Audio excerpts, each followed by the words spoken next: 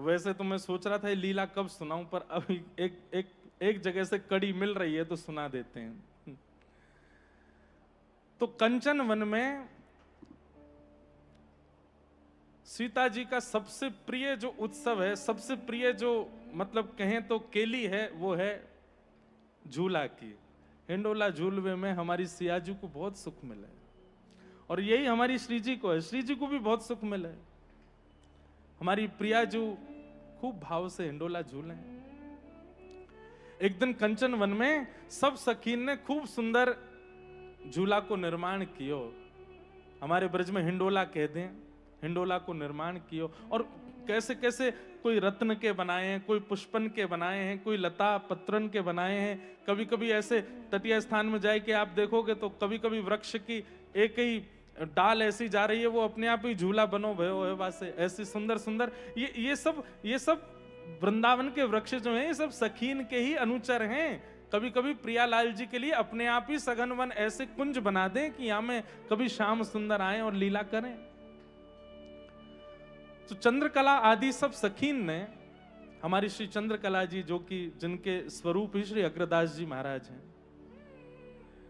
महाराज जी कल कह रहे हैं ना, श्री अग्रदास जी का चरित्र तो आप सबने लीला में देखा, पर वे किनके स्वरूप हैं? चंद्रकला जी, उनकी योग्यताएं देखिए आप, वो क्यों इतनी प्रिय हैं सिया जी को। तो एक सुंदर झूला बनो है और सब सहचरी गण सिया जी को लेकर के निकुंज में गए हैं, कंचन वन में। और कंचन वन में जैसे ही पहुंची, सिया जी ने जैसे ही झूला देखो, आपको जो भायो, 3-4 प्रकार के झूला तैयार किए हैं, एक झूला बहुत सुंदर लगो, आप जाए के वापे विराज गए। सब सहचरियां प्रेम से श्री सिया जी को झूला झुला रही हैं।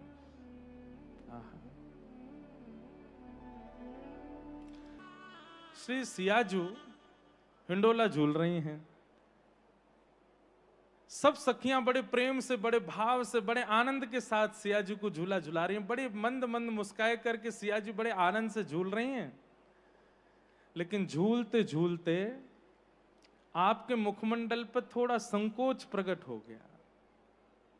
संकोच मतलब जैसे कोई व्यक्ति प्रसन्न मुद्रा में हंसते हंसते अचानक उसकी हंसी रुक जाए, तो हम समझ जाते हैं कि इसने कुछ सोचा है, इनके मन में कुछ भाव आया है। वहीं खड़ी भई श्री चंद्रकला जी ने ये भाव देख लिया और तुरंत जाकर के सियाजू के चरणों में प्रणाम करके गई, हे सियाजू, हे प्यारी जू, कहा भयो, आप इतने संकोच में क्यों हैं? आपको सुख नहीं मिल रहा हो तो आप आज्ञा करें हम दूसरा हिंडोला बनाए। तो सिया जी बोले, नहीं सुख तो बहुत है, पर बोले पर कहा, बोले अभी अभी मेरे नेत्र बंद भये और साकेत में जो हमारो नित्य विहार होवे वाको मुकु स्मरण भयो, और वह स्मरण में मुकु याद आई कि मैं एक तरफ बैठी हूं और दूसरी तरफ प्यारे राघव जी बैठे हैं और दोनों मिलकर के हिंडोला झूल रहे हैं। और वाह भाव को चिंतन करते मेरे मन में संकोच आ गया कि मैं अकेली बैठी हूं, बगल में श्री राघव जी होते तो सुख मिलता। और विचार कीजिए आप, हम अपना पक्ष लेकर के ही बोल रहे हैं इस लीला को भी कि आचार्य चरण कृपा करेंगे तो ठाकुर जी जहां कहीं भी हो सामने प्रकट होना पड़ेगा। सियाजू के मन में केवल भावना प्रकट भई है कि मैं अकेले झूल रही हूं, बगल में अगर राघव जी होते तो और सुख मिलता, और वह भाव से तनिक संकोच भयो है। चंद्रकला जी तुरंत हिंडोला रोक दियो और बोले, सियाजू आप आज्ञा करो, आप आज्ञा करो, राघव जी को यहां प्रस्तुत करें। सियाजी बोले, अरे नहीं, ये साकेत नहीं है, ये धराधाम पे लीला चल रही है, हम लोग सब मिथिला में हैं और वे अयोध्या में हैं, और अभी तो हमारो प्रथम, एक प्रकार से कह दें तो अतिशयुक्त नहीं, ये प्रथम मिलन की लीला है, ये प्रथम मिलन की कथा है। निकुंज में प्रथम मिलन, कुंज में प्रथम मिलन तो गुरुदेव के साथ जब गए तब हुआ है, पर निकुंज में तो पहले ही मिल गए राम जी।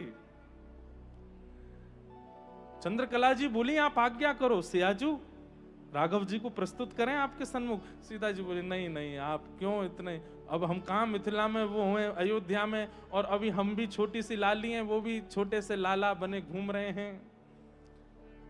अभी तो कौशल्या मैया की गोद और श्री दशरथ जी की गोद से उतरे नाए ज्यादा, अब अकेले उनको यहां ले आओगी बहुत संकोच में आ जाएंगे। चंद्रकला जी बोली बाकी चिंता मत करो, आप तो बस आज्ञा करो, राघव जी को प्रस्तुत करें यहां पे। तो सीता जी बस सोच रही हैं, मना तो कर रही हैं पर मन ही मन कह रही हैं आ जाएं तो आते, बड़ा सुख कहा है। चंद्रकला जी बोली आप आज्ञा करो, बोले तो फिर देख लो अगर बन सके योजना तो, लेकिन थोड़ी देर के लिए बुलवाए लो, ने हिंडोरो झूल लेंगे। इतने में ही चंद्रकला जी ने नेत्र बंद किए। अब ये लीला सुनकर के पढ़ के महाराज जी हमको लगे कि हमारी ब्रज की सखियां तो बड़ी भोरी हैं, पर श्री सियाजू की सखियां तो अति प्रवीण हैं। वो तो भैया ललिता विशाखा हमारे लाला को अपहरण ना कर सके ये तो चंद्रकला चारुशिला जी की योग्यता है कि राघव जी को अपहरण कर ला मैं और कैसे। चंद्रकला जी ने तुरंत अपने नेत्रबंद किए और नेत्रबंद करके कलाएं हैं ना, सिया जी ने अपनी कलाएं प्रदान की, इसीलिए राम जी ने अपने नाम को चंद्र प्रदान, इसीलिए तो उनका नाम चंद्रकला है। वो सिया जी कौन है? साक्षात महारानी है। नेत्रबंद करके समस्त शक्तियों को अपने सामने तुरंत तत्क्षण प्रकट होने के लिए आज्ञा की। उसी समय जितनी शक्तियां होती हैं सब सामने हाथ जोड़ करके प्रकट हो गई। बोले हे चंद्रकला महारानी जी, हे सर्वेश्वरी जी, आज्ञा करें, हम क्या सेवा कर सकते हैं। बोले पहले तो हमको यह बताइए कि इस वक्त अयोध्या में श्री राघव जी कहां हैं। तो एक मोहिनी विद्या आदि सब विद्याएं शक्तियां सब प्रकट हो गई। तो एक विद्या ने तुरंत एक, जैसे मानो अब उस समय में तो क्या कहेंगे, आज की भाषा में कहें तो एक जैसे मानो एक स्क्रीन जैसी प्रकट कर दी और उसमें दिखाया कि राघव जी अपने सब बाल सखाओं के साथ में क्रीड़ा कर रहे हैं, खेल रहे हैं, छोटे से राघव जी। एक शक्ति से पूछा आगे क्या करने वाले हैं। बोले अब बस थोड़ी देर में अयोध्या में एक परम सुंदर प्रमोद वन है, वहां राघव जी नित्य शाम को जाते हैं, ये प्रमोद वन जाने वाले हैं। बोले ऐसी स्थिति बताओ जब इनके साथ में ये सब ना होते हो सखा इनके। बोले कि वो प्रमोद वन में अकेले ही जाते हैं। बोले बस ठीक है। जैसे ही प्रमोद वन पहुंचे, प्रमोद वन सहित राघव जी को यहां लेकर के आओ, कंचन वन में प्रकट करो, मिथिला में प्रकट करो। यहां ऐसी लीला पड़ी कि श्री राघव जी अपने सब बाल सखान के साथ खेल रहे हैं और खेलते खेलते उनको अपने स्वप्न की स्मृति भई। आज सुबह सुबह श्री राघव जी ने एक स्वप्न देखो है और वह स्वप्न में कहा देखो कि श्री राघव जी अपने भवन से निकस करके जब गए तब एक परम प्रवीण विप्र उनको मिले और वे विप्र राघव जी से कहें कि आप चक्रवर्ती सम्राट जी के लालन श्री राघव जी हैं ना। तो राम जी कह रहे हैं हाँ, ये स्वप्न है राम जी का। राम जी कह रहे हैं हाँ, हम उन्हीं के लाला हैं। बोले हम ज्योतिषाचार्य हैं, हाथ देखना जानते हैं, सब कुछ हमको पता है, आपकी आज्ञा हो तो हम आपका हाथ देख के सब बताएं। तो राम जी ने एक अपनो हाथ आगे कियो। अब मन में तो हमारे भाव आया कि क्यों दिखवा रहे हैं राम जी हाथ। तो क्योंकि वो आगामी युग में कृष्ण भी तो बनने वाले हैं, तो उनको ये सब भाव बड़े प्रिय लगते हैं। मानो ज्योतिषाचार्य जी को हाथ दिखवा करके ज्योतिषाचार्य जी बोल रहे हैं कि आप तो नारायण के समान हैं, आप तो साक्षात ऐसे हैं, आप तो कपिल भगवान के समान बुद्धिमान हैं, आप तो ऐसे सब भाव प्रस्तुत करते चले गए। श्री राघव जी महाराज बस बैठे हैं। इतने में ही जो विप्रदेव हैं उन्होंने राघव जी के नेत्रों में देखा। बोले और कुछ जानना है। तो राम जी बोले ब्याह की बताए दो ने, ब्याह आदि को कहा योग है। तो विप्रदेव बड़े प्रसन्न हो गए, राम जी के छोटे छोटे मुख से बड़े संकोच के साथ पूछ रहे हैं। तब कह रहे हैं कि बोले महाराज आपके गुरु, आपके यहां श्री विश्वामित्र जी का आगमन होगा और उनके साथ आप वन में जाएंगे, बड़े बड़े राक्षसों का वध करेंगे, तभी आपको मिथिला के राजा जनक जी का आमंत्रण आएगा और आप वहां जाएंगे और वहां पर आपको एक धनुष दिखेगा। वहां पर एक योजना बनेगी जिसमें आपको धनुष भंजन करना पड़ेगा और उसके बाद मिथिलेश कुमारी सियाजू के साथ आपका ब्याह होगा। मिथिलेश कुमारी सियाजी को नाम सुनते ही राम जी के रोम रोम पुलकित है गए। लेकिन ये मिथिलेश कुमारी जो सियाजी है ना, राम जी बोले हाँ, इनसे प्रथम मिलन आज ही आपका होने वाला है, आज ही आप इनके सन्मुख जाएंगे। ये बात सुनते ही राम जी के नेत्र खुल गए, स्वप्न टूट गए। अब राम जी बार बार सो रहे हैं कि आगे कहा भयो, कैसे मिलेंगे बताओ तो सही। तो सुबह से आज राम जी कछु भी करें, अपने नित्य उपचार कर रहे हैं, संध्या वंदन कर रहे हैं, स्नान आदि करके बाल भोग कर रहे हैं, तो करते करते बीच में रुक जाए हमें, बोले स्वप्न पूरा नहीं भयो, ब्राह्मण देवता ने मिथिला में हमारी सियाजी से भेंट कराई नहीं। आज आप बालकन के साथ खेलते खेलते शाम को जैसे ही प्रमोद वन में पहुंचे हैं, और प्रमोद वन में जाकर के आप घूम रहे हैं, यहां चंद्रकला जी ने सब शक्तियों को भेजा है, जाओ जाकर के प्रमोद वन सहित राम जी को लेकर के आओ।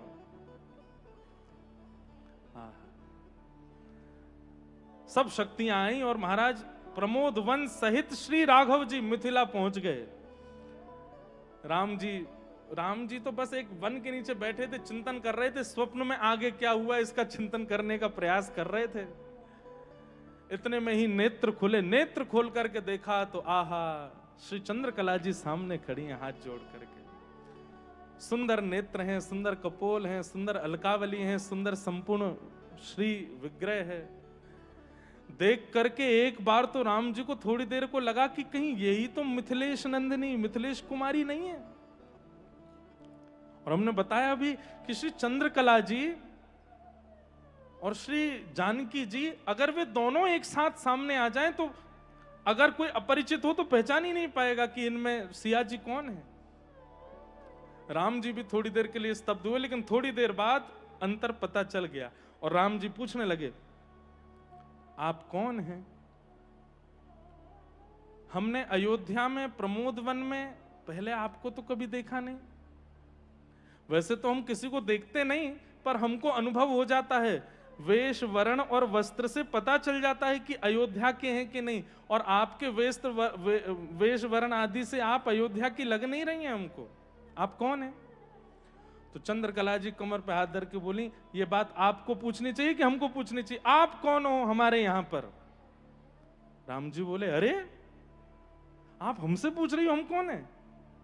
अरे चक्रवर्ती सम्राट श्री दशरथ जी महाराज के बड़े पुत्र राम हैं हम, और ये हमारा नगर है, और ये प्रमोदवन हमारा है। सब बगीचे के बाहर सबको पता है कि जब हम भीतर भ्रमण के लिए आते हैं तब कोई नहीं आता, आप कैसे आ गई भीतर? चंद्रकला जी बोली, सुनिए चक्रवर्ती सम्राट जी के पुत्र, ये प्रमोदवन नहीं है, ये हमारी मिथिला का कंचन वन है। मिथिला का कंचन वन नाम सुनते ही राम जी तो इधर उधर देखने लगे, बोले कैसे कह रही हो कंचन वन? बोले और नहीं तो ये हमारी मिथिला का कंचन वन है। आप यहां कैसे घूम रहे हैं? और अभी आपने कहा कि आप चक्रवर्ती सम्राट के पुत्र हैं, तो आपके साथ में सैनिक आने चाहिए थे, पूर्व पत्र आना चाहिए था कि कोई सम्राट के पुत्र हमारे नगर में आ रहे हैं। बिन बताए, बिन किसी जानकारी के आप हमारे नगर में आ कैसे गए? चंद्रकला जी थोड़ी खेल रही हैं राम जी के साथ। तो जहां लीला वर्णित थी वहां पे भाव आया कि राम जी बोले, नहीं नहीं ये प्रमोद वन है, देखो ये हमारा सरोवर है, ये देखो ये वृक्ष हमने लगाया, आदि आदि सब। बोले नहीं, बाहर निकल के देखो। जैसे ही बाहर निकल के देखा तो वो तो मिथिला नगरी, जहां भवन थे वहां भवन नहीं है, जैसे लोग चलते फिरते उठते बैठते वैसे लोग नहीं है, सब कुछ परिवर्तित हो गया। और श्री राम जी थोड़े से संकोच में आ गए और नेत्र हल्के हल्के सजल हो गए, और सजल नेत्रों से हाथ जोड़ करके श्री चंद्रकला जी से कह रहे हैं, अरे देवी आपके पांव पूजे, ये बताइए हमारी अयोध्या नगरी कहाँ है, हमारी कौशल्या मैया कहाँ है, हमारे दशरथ जी कहाँ हैं? तब जब संकोच में आ गए, राम जी छोटे लाला ही हैं, जब नेत्रों में अश्रुबिंदु देखे तभी चंद्रकला जी बोली, अब तो बहुत हो गया भाई, इससे ज्यादा ये सहन नहीं कर पाएंगे। वैसे हम अगर होते तो हम चंद्रकला जी से कहते, एक बार हमारे कन्हैया से और मिल जाओ। अगर ऐसी लीला चंद्रकला जी हमारे लाला के संग करती तो महाराज फिर लाला भी चंद्रकला जी को आनंद करा देते। तो राम जी हैं, सीधे सामने बो रहे हैं बेचारे, आज जोड़ के कह रहे हैं हमारी कौशल्या मैया कहाँ है, हमारे दशरथ पिताजी कहाँ हैं, हमारी हमारी हमारी अयोध्या नगरी कहाँ है। जैसे ही थोड़े अश्रुबिंद देखे, चंद्रकला जी समझ गई, अरे अरे ये तो बड़े भावुक हो जाएंगे और सिया जी बड़ी नाराज हो जाएंगी, जब नेक भी संकोच है क्यों। तुरंत चरण में प्रणाम क्यों, हे राघवेंद्र सरकार, अब आप कुंज से निकुंज में आ गए हैं, चलो आपकी कोई प्रतीक्षा कर रही हैं, आपको दर्शन कराऊं। और श्री राघव जी चंद्रकला जी के हाथ पकड़ करके जा रहे हैं, और तभी प्रमोद वन से आप उनको कंचन वन में लेकर के गए, और जैसे ही कंचन वन में प्रवेश किया, सुंदर हिंडोले पर सब सखियां चारों ओर खड़ी हैं, और बिल्कुल नीचे नजर मानो प्रतीक्षात्मक भाव से हमारी प्राण प्रिया श्री सियाजू बैठी हैं। और जैसे ही सिया जी के मुखमंडल का दर्शन किया है, राम जी ने तुरंत अपने आंसू पोंछ लिए, कहीं इनको नहीं दिख जाए कि माता जी पिताजी की याद आ रही है। सब सहचरी ने स्वागत किया। आहा, चंद्रकला जी ने जाके कही, हे प्राण वल्लभे, देखिए साक्षात राघव जी पधारे हैं। सियाजू ने जैसे ही देखो है, यहां से सियाजू देख रही हूं, वहां से श्री राघव जी देख रहे हैं, और ये यहाँ हमारे अयोध्या के रसिकाचार्यों के द्वारा श्री राम जी को सिया जी से प्रथम मिलन भयो, पहली बार देख रहे हैं। और देख कर की स्थिति ऐसी है कि राघव जी के भी नेत्र सजल हो रहे हैं सिया जी को देख करके, और सियाजू के भी नेत्र सजल हो रहे हैं राघव जी को देख के, और ये दोनों एक दूसरे को सजल नेत्रन से देख रहे हैं। इन दोनों को देख के सब सहचरियां, सबके नेत्र सजल हो रहे हैं। छोटे से राघव जी हैं, छोटी सी सिया जी हैं, चंद्रकला जी लेकर के गई हैं। और अभी तक तो कहां गा रहे हैं, हिंडोले झूलत सिय महारानी, अकेली झूल रही हैं, लेकिन अब क्या गा रहे हैं, आहा,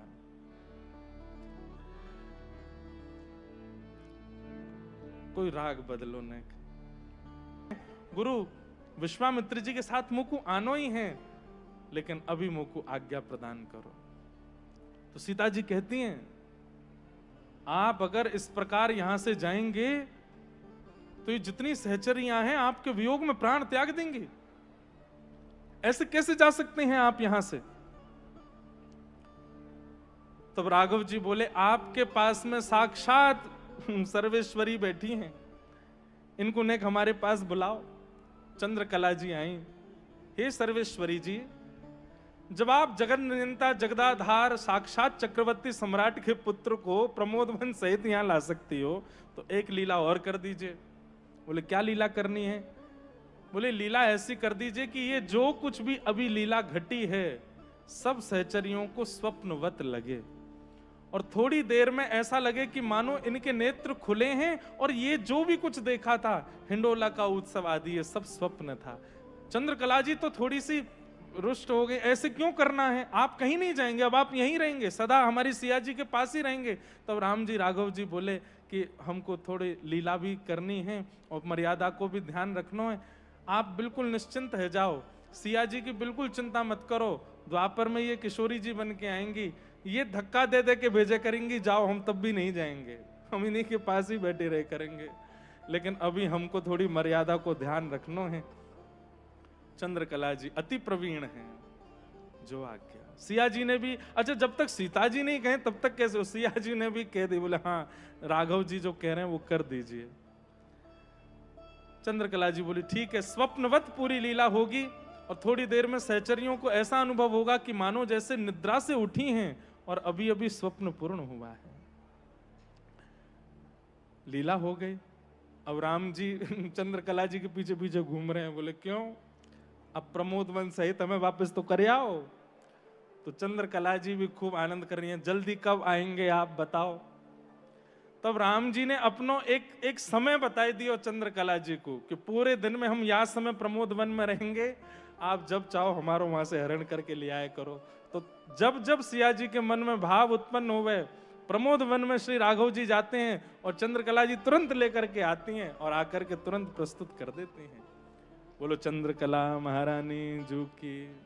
श्री चंद्रकला जी कौन हैं? यही श्री अग्रदेवाचार्य जी महाराज हैं, जिनके पीठ पर आप बैठे हो, जिनके स्थान पर आप बैठे हो।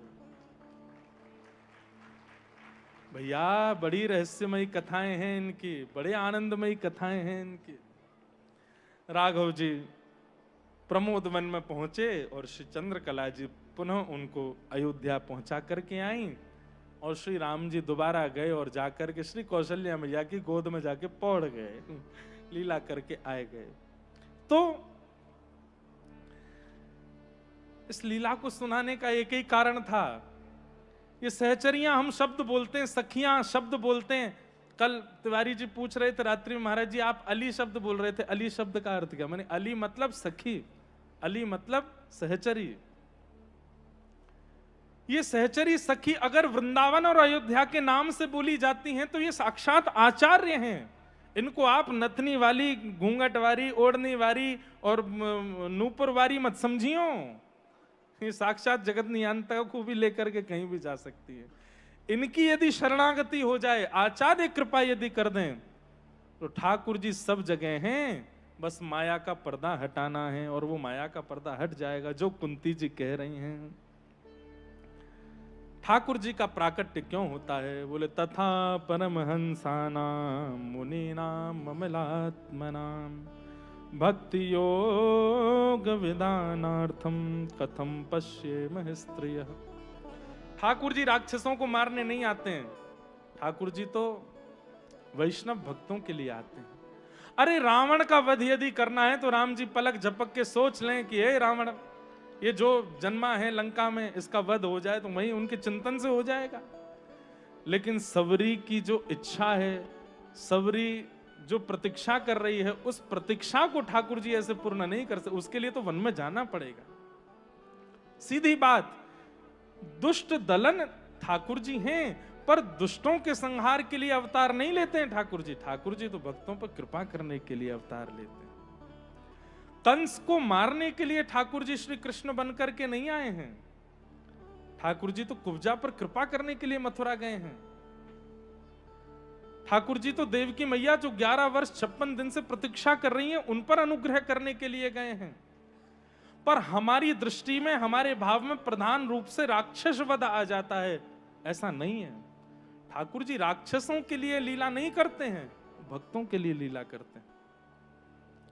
जामग मेरो गिरधार आवे, जामग मेरो गिरधार आवे, तन मन जो बन बारू, तन मन जो बन बारू, मेरे पलकन सोमग झारू, मेरे पलकन सोमग झारू। प्रभु श्री राम वन में सबरी के लिए गए हैं, जो नित्य प्रतीक्षा कर रही है कि राम जी आएंगे। ये पूरी लीला भक्तों के लिए करते हैं ठाकुर जी। तथा परमहंसानाम मुनिनाम ममलात्मनाम भक्ति योग विदानार्थम कथम पश्येमः स्त्रियः। कुंती भगवान की स्तुति गा रही हैं, और स्तुति गाते गाते कुंती जी अपनी स्तुति में ठाकुर जी से कहती हैं कि विपदः सन्तु न शश्वत तत्र तत्र जगद गुरो भवतो दर्शनम यत् स्यात् पुनः भव दर्शनम। इससे पहले एक बात और कह दें। कुंती जी की स्तुति की बहुत सुंदर है। कुंती जी कहती हैं, यथा ऋषिकेश खलेन देवकी कंसेन रुद्धार्थ चिरम सुचार्पितम विमोचिताहम चसहात्म जा विभो त्वयैव नाथेन मुहुर विपदगणात्। एक प्रकार से कुंती जी यहां पे कह रही हैं कि आप अपनी मैया से ज्यादा प्रेम हमसे करते हो। ठाकुर जी बोले क्यों? बोले कंस ने आपसे पूर्व जन्मे 6 बालकों का वध किया, पर आपने उनकी वैसे रक्षा नहीं की जैसे मेरे 5 बालकों की आपने छाया बन के रक्षा की है। इससे यह प्रमाणित होता है कि आप मुझसे ज्यादा प्रेम करते हैं। लेकिन नाथ मैं भी एक शब्द कह दूं, बोले क्या? त्वयैव नाथेन मुहुर विपद गणात्, त्वयैव नाथेन। ये एक ऐसा शब्द कुंती जी ने प्रस्तुत किया है जिस शब्द से कुंती अति महान हो गई। क्या? कि केवल आप मेरे हैं और कोई मेरा नहीं। कहते तो हम भी हैं, हम राम जी के राम जी हमारे हैं, कहते तो हम सब हैं, पर राम जी को हमारे कहने के बाद हम सबको हमारा कहते हैं। ये भी हमारे हैं, वो भी हमारे हैं, वो भी हमारे हैं, वो भी हमारे हैं। पर कुंती जी तो अपने पुत्र, अपने परिवार, सबके सामने कह रही हैं कि केवल आप मेरे हो और कोई मेरा नहीं है, केवल आप मेरे हैं। हम कह सकते हैं ठाकुर जी क्या कहते तो सब हैं, ठाकुर जी आप हमारे हो, पर बगल में खड़ी पत्नी अगर कहे और हम, तुम भी हो, बच्चे कहें हम, आप भी हो। ठाकुर जी कहते हैं प्रेम गली अति सांकरी ताम दो ना समाए। पहले दिन महाराज जी कह के गए थे ना, रमन रीति वाले महाराज जी, कि ठाकुर जी चित्त में आ तो गए और तब तक नहीं जाएंगे जब तक आप नहीं कहोगे। आप कहते नहीं है, आप दूसरे को जब चित्त में लाते हैं ठाकुर जी कहते हैं अच्छा तो हम चलते हैं भैया। अब तुम पर घर एक ही है, कमरा एक ही है, या तो हमें बैठाओ या उनको बैठाओ। कुंती ने तो स्पष्ट कर दिया, बोले मेरे चित्त में और कोई है ही नहीं नाथ, केवल आप हो। त्वयैव नाथेन मुहुर विपद गणात्। ऐसी कुंती जी ने भगवान की स्तुति गाई। भगवान कुंती जी पर कृपा करके जैसे द्वारिका प्रस्थान करने लगे तो युधिष्ठिर जी रोने लगे। युधिष्ठिर जी की भावना जब ठाकुर जी ने सुनी तो ठाकुर जी बोले अब हम दोबारा गीता कैसे सुनाएं? अब जहां हम नहीं सुना पाए, हम नहीं समझा पाए, वहां हमारे भक्त समझाएंगे। तो ठाकुर जी युधिष्ठिर जी आदि सबको लेकर के रणभूमि में गए, जहां पर भीष्म पितामह बाणों की सैया पर पड़े। और भीष्म पितामह जी पहले तो ठाकुर जी को देख करके मंत्रमुग्ध हो गए, वाह अपनी मृत्यु को मैं अब सफल बनाऊं इनको देख करके। लेकिन तभी पांडवों ने चरणों में प्रणाम किया और श्री भीष्म पितामह ने 5 प्रकार के धर्मों पर विवेचन किया। तत्पश्चात भीष्म पितामह बोले अब तुम लोग सब किनारे हटो, मुझे मेरा काम करने दो। ठाकुर जी सामने आकर के खड़े हो गए। आहा, भीष्म पितामह कह रहे अब खड़े रहिएगा। एक महाराज जी संगीतक एक ठुमरी गाते हैं ना, गोस्वामी तुलसीदास जी महाराज जी ठाकुर जी से निवेदन कर रहे हैं,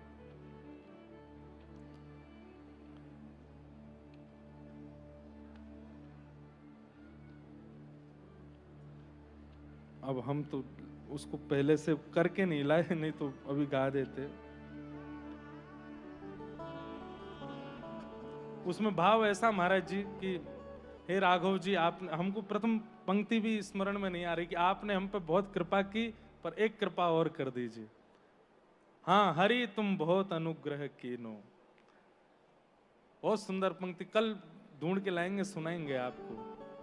वहां पर गोस्वामी जी बहुत सुंदर भाव प्रस्तुत करते हैं कि नाथ आपने बहुत अनुग्रह किया है हमारे ऊपर, लेकिन एक अनुग्रह और कर दीजिए।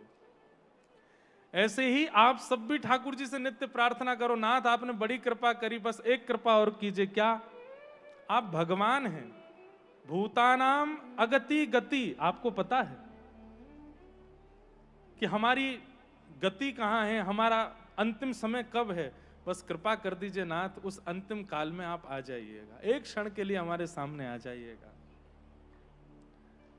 भीष्म पितामह भगवान की स्तुति गा रहे हैं। हम स्तुति गा के और फिर उसके बाद केवल ठाकुर जी का, आज चतुर्थ दिवस है कथा का, तो केवल एक बधाई गा देंगे। बाकी पूरी लीला ठाकुर जी के प्राकट्य का उत्सव कल कथा में मनाएंगे।